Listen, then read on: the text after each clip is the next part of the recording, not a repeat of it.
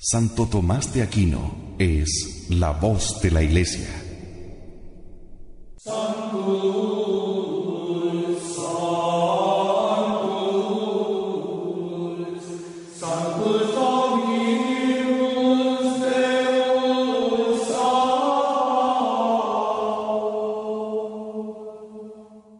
La Iglesia ha tenido en el Santo Doctor la fuente infalible de la verdad revelada. Su análisis certero, justo y piadoso de la doctrina de los Evangelios es una guía imprescindible si queremos ser católicos de verdad. Más aún en estos tiempos de tanta confusión. Santo Tomás de Aquino es la voz de la Iglesia. Adentrémonos en su divina sabiduría.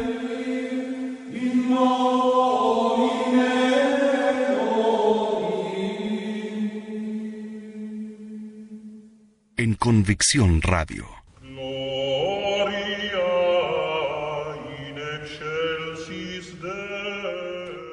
Entramos de lleno al estudio del Padre Nuestro de la mano de Santo Tomás de Aquino, quien es la voz de la Iglesia.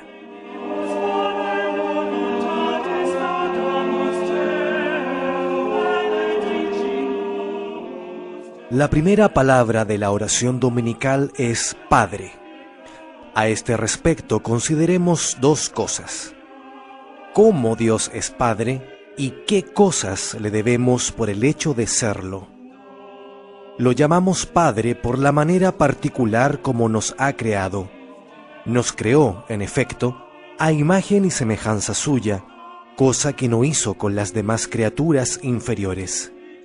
Es tu Padre, dice la Escritura, aquel que te hizo y te creó. Merece también el nombre de Padre en razón de su providencia. Si bien es cierto que gobierna todas las cosas, a nosotros nos gobierna como a señores, en cambio, a las otras criaturas las gobierna como a esclavos.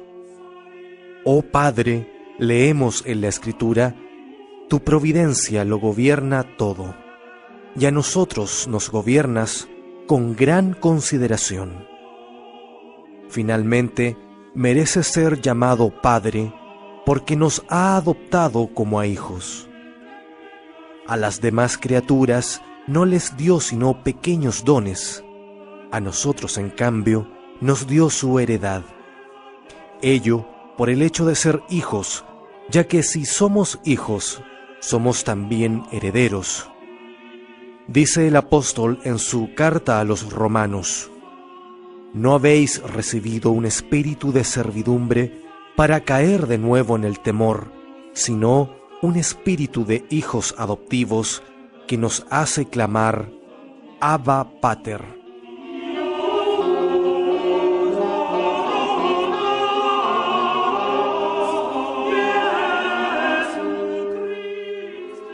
Porque Dios es nuestro Padre, le debemos 4 cosas. En primer lugar, debemos honrarlo. Si soy padre, nos dice el profeta, ¿dónde está el honor que me es debido? Este honor consiste en 3 cosas. Con respecto al mismo Dios, en tributarle alabanza, según aquello que leemos en la Escritura. El sacrificio de alabanza me honrará. Esta alabanza debemos darla no solo con los labios, sino también con el corazón. No vaya a ser que lo honremos como aquellos de los que decía Dios por boca del profeta: este pueblo me honra con los labios, pero su corazón está lejos de mí. Con respecto a uno mismo, el honor a Dios consiste en guardar la pureza del propio cuerpo, según aquello de San Pablo: glorificad a Dios y llevadlo en vuestro cuerpo. Con respecto al prójimo, consiste esa honra en la equidad de nuestros juicios. Dice el salmista: el honor del rey ama la justicia. En segundo lugar, debemos imitarlo porque es nuestro Padre. Me llamarás Padre y no cesarás de caminar en pos de mí, dice el Señor por boca de Jeremías. La imitación de Dios, para ser plena, requiere tres cosas. La primera es el amor.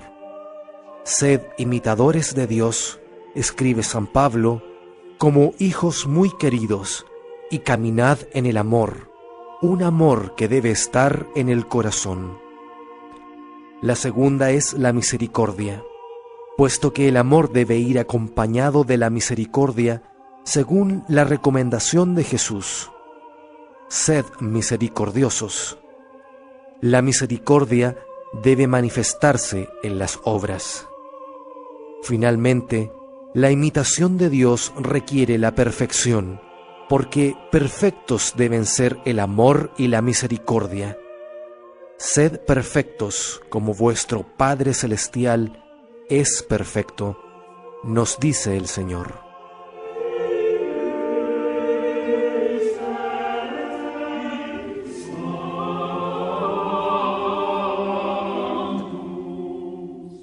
En tercer lugar, debemos obedecerle. Si hemos de obedecer a nuestros padres según la carne, mucho más debemos obedecer al Padre de los Espíritus, y esto por tres motivos. Ante todo, por razón de su dominio, ya que es el Señor por excelencia.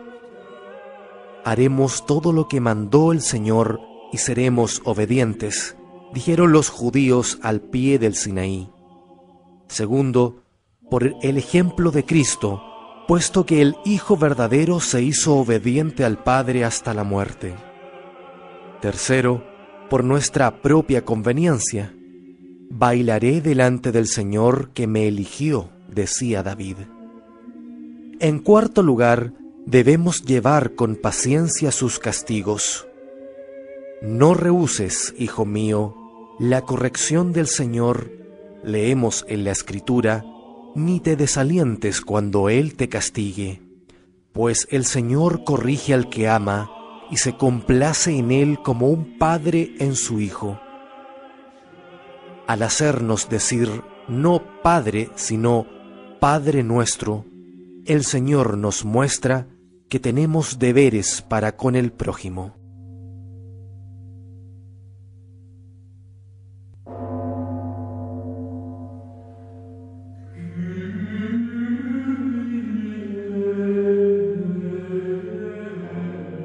Primero, les debemos amor, porque son nuestros hermanos, en cuanto que todos son hijos de Dios.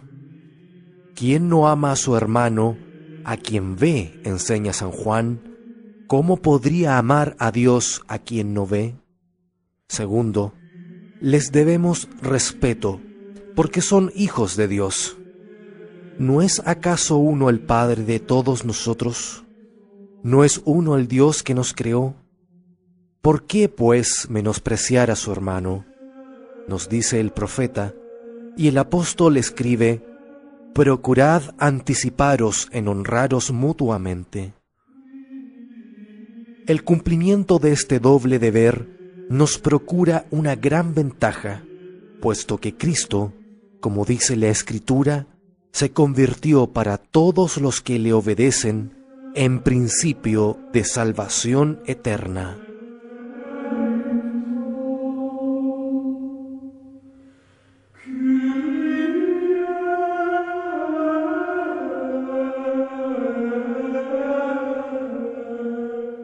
La segunda frase, que estás en los cielos.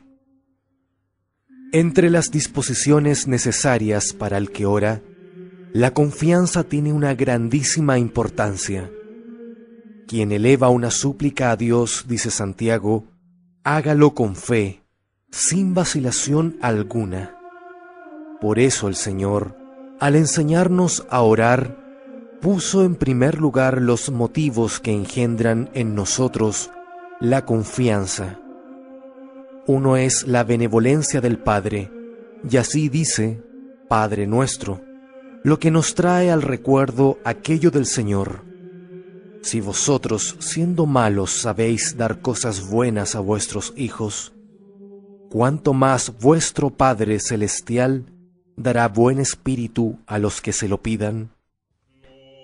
El otro motivo es la grandeza de su poder, la que hace decir al Señor que estás en los cielos.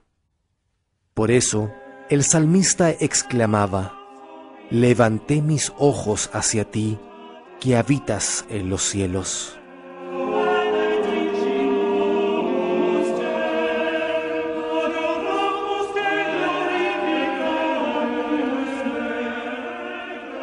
Las palabras que estás en los cielos pueden referirse a tres aspectos diferentes.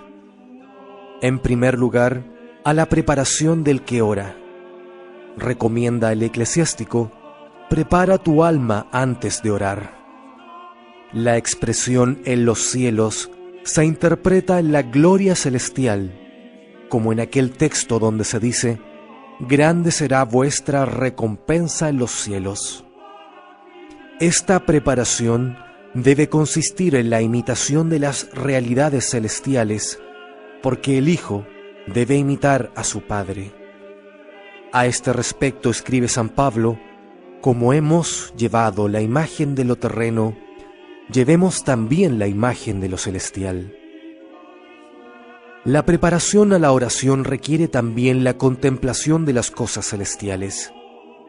Los hombres suelen dirigir su pensamiento con más frecuencia hacia el lugar donde está su Padre y todo lo demás que aman según aquello del Señor. Donde está tu tesoro, allí está tu corazón. Por lo que decía el apóstol: nuestra morada está en los cielos. La preparación a la oración pide finalmente que aspiremos a las cosas celestiales. A aquel que está en los cielos solo debemos pedir cosas celestiales, según la recomendación de San Pablo: buscad las cosas de lo alto, donde está Cristo.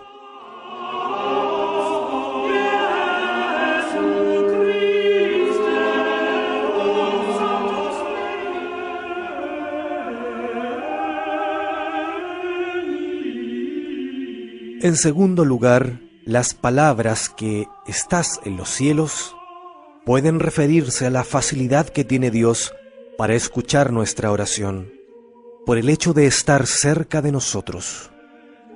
Las palabras que estás en los cielos significan entonces que estás en los santos, porque Dios habita en los santos. Jeremías decía a Dios: tú estás en nosotros, Señor. Los santos, en efecto, son llamados cielos, como se ve por las palabras del salmista. Los cielos narran la gloria de Dios. Dios habita en los santos ante todo por la fe. En efecto, San Pablo escribe a los Efesios: que Cristo habite por la fe en vuestros corazones. Habita igualmente en los santos por el amor.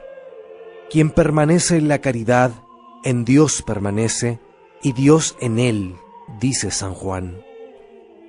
Finalmente, mora en los santos por el cumplimiento de los mandamientos. Si alguno me ama, dice el Señor, obedecerá a mis mandatos, y mi Padre le amará, y vendremos a él, y haremos en él nuestra morada. En tercer lugar, las palabras que estás en los cielos pueden referirse a la omnipotente eficacia del Padre para escucharnos. En este caso, la palabra cielos designa el cielo físico y visible, no porque Dios se haya incluido en él, sino para significar diversas cosas. Está escrito: el cielo y los cielos de los cielos no pueden contenerte. Ante todo, que Dios tiene una mirada clarividente y penetrante, puesto que contempla todo desde lo alto. Miró desde su excelso santuario, dice la Escritura. Asimismo, se quiere significar la sublimidad de su poder, según aquello del salmista: el Señor estableció su trono en los cielos. Finalmente, se afirma que es inmutable en su eternidad. Tú permaneces eternamente, leemos en el Salterio, y también tus años no tendrán fin. Por eso se dice igualmente de Cristo en el Salmo: su trono es como los días del cielo. Y el filósofo afirma en el libro primero de su tratado sobre el cielo que a causa de su incorruptibilidad, el cielo fue considerado por todos como la sede de los espíritus. Por todo lo dicho anteriormente, las palabras que estás en los cielos nos dan en el momento de la oración un triple motivo de confianza. Dicha confianza se apoya en diversas razones: en el poder de Dios a quien se reza, en la familiaridad con Él y en la conveniencia de nuestra petición. El poder del Padre a quien imploramos aparece insinuado en la expresión que estás en los cielos, si por cielos entendemos los cielos corpóreos. Aunque Dios no se circunscribe a lugares corpóreos, pues está escrito: yo lleno los cielos y la tierra. Se lo ubica, sin embargo, en los cielos corpóreos para indicar dos cosas: la fuerza de su poder y la sublimidad de su naturaleza. La primera, contra aquellos que dicen que todo sucede necesariamente merced a la influencia fatal de los cuerpos celestes, por lo que sería inútil rezar para pedir algo a Dios. Pero esto es absurdo, porque decimos que Dios está en los cielos como Señor de los cielos y de las estrellas. De acuerdo al salmista, el Señor estableció su trono en los cielos. La segunda, contra aquellos que al orar se representan y fingen acerca de Dios imágenes corporales. Por esto se dice que está en los cielos para que al nombrar el lugar más alto en el mundo sensible se ponga de manifiesto la sublimidad divina que todo lo excede, incluso los deseos y pensamientos de los hombres, ya que todo cuanto puede ser deseado o pensado es menor que Dios. Así se dice en el libro de Job: he aquí al Dios grande que sobrepasa nuestro conocimiento. Y en el Salterio: excelso sobre todas las naciones es el Señor. Y también en Isaías: ¿con quién habéis comparado a Dios? La familiaridad de Dios con nosotros se pone de relieve si en la expresión que estás en los cielos, por cielos entendemos a los santos.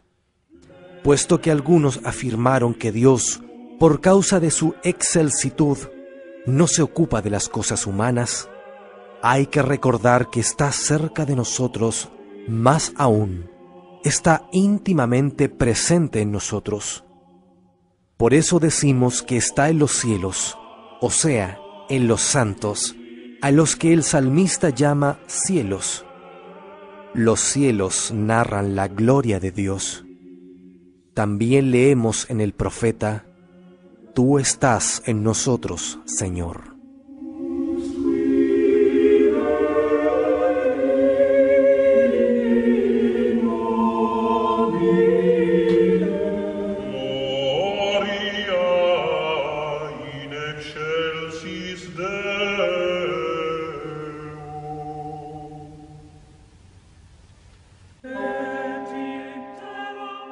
La intimidad divina nos inspira dos motivos de confianza cuando oramos al Señor. El primero, la proximidad de Dios. Cerca está el Señor de todos los que lo invocan, dice el salmista. Por eso, el Señor nos advierte: cuando quieras orar, entra en tu habitación, es decir, en tu corazón. El segundo, el patrocinio de los santos, por cuya mediación podemos obtener lo que pedimos. Dice Job: dirígete a alguno de los santos Y el apóstol Santiago: orad los unos por los otros para que seáis salvos. Finalmente, las palabras que estás en los cielos confieren a la oración idoneidad y conveniencia cuando por cielos se entienden los bienes espirituales y eternos en los que consiste la bienaventuranza, y esto por dos motivos. Primero, porque esta consideración inflama nuestro deseo de las cosas celestiales. Nuestro deseo debe tender hacia donde está nuestro Padre, pues allí se halla nuestra heredad. Buscad las cosas de lo alto, nos exhorta San Pablo, y San Pedro nos habla de una herencia que nunca se marchita, reservada en los cielos. Segundo, porque en esa misma consideración nos invita a llevar una vida celestial para hacernos semejantes a nuestro Padre Celestial. Como el hombre celestial, nos dice el apóstol, así serán también los hombres celestiales. Estas dos cosas, a saber, los deseos celestiales y la vida celestial, nos preparan a la oración de modo que ésta sea como conviene.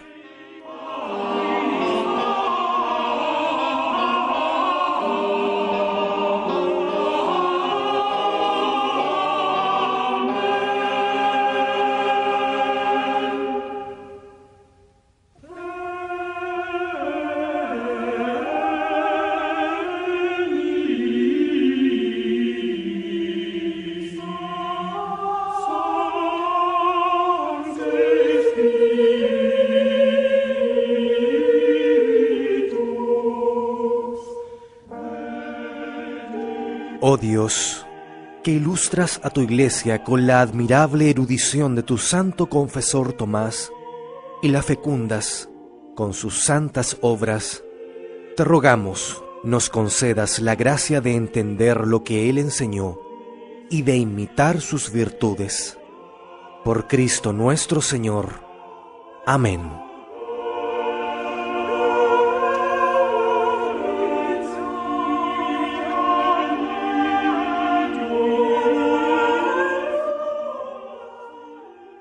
Santo Tomás de Aquino es la voz de la Iglesia.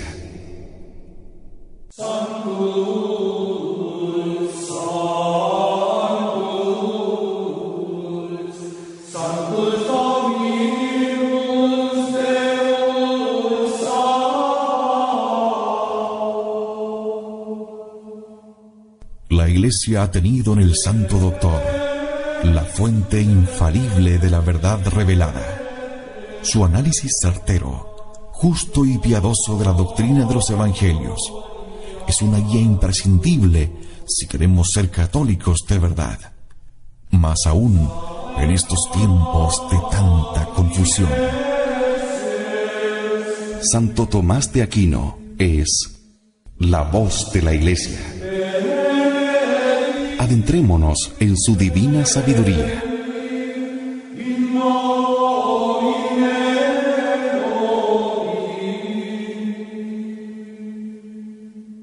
En Convicción Radio. No es la voz de la Iglesia. Adentrémonos en su divina sabiduría.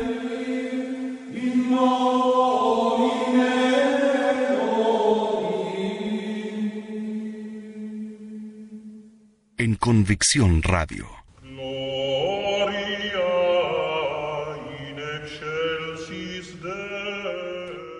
Entramos de lleno al estudio del Padre Nuestro de la mano de Santo Tomás de Aquino, quien es la voz de la Iglesia.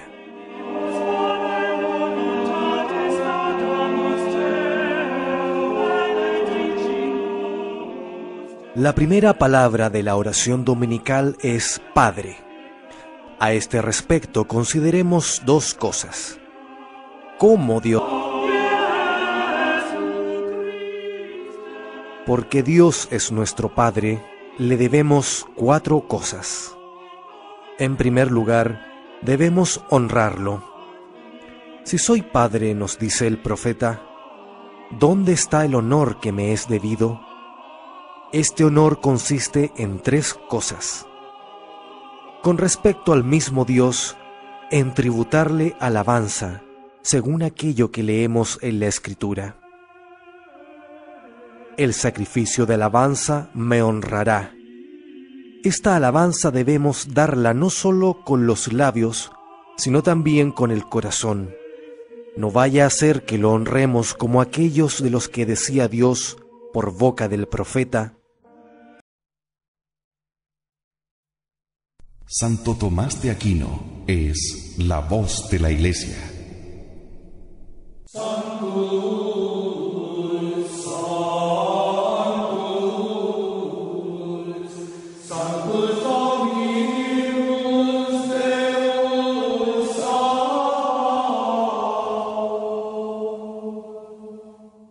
La Iglesia ha tenido en el Santo Doctor la fuente infalible de la verdad revelada.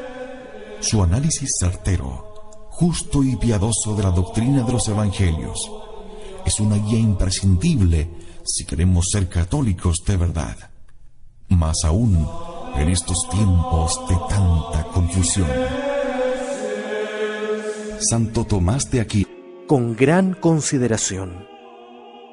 Finalmente, merece ser llamado Padre porque nos ha adoptado como a hijos.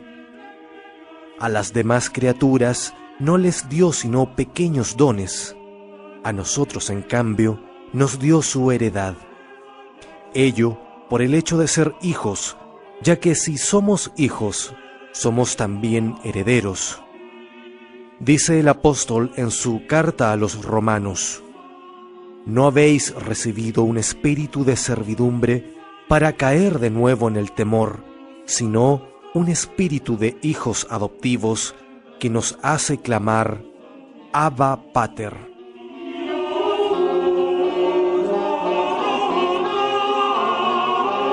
Dios es Padre, y qué cosas le debemos por el hecho de serlo. Lo llamamos Padre por la manera particular como nos ha creado. Nos creó, en efecto, a imagen y semejanza suya, cosa que no hizo con las demás criaturas inferiores. Es tu Padre, dice la Escritura, aquel que te hizo y te creó. Merece también el nombre de Padre en razón de su providencia. Si bien es cierto que gobierna todas las cosas, a nosotros nos gobierna como a señores, en cambio, a las otras criaturas las gobierna como a esclavos. Oh Padre, leemos en la Escritura, tu providencia lo gobierna todo, y a nosotros nos gobiernas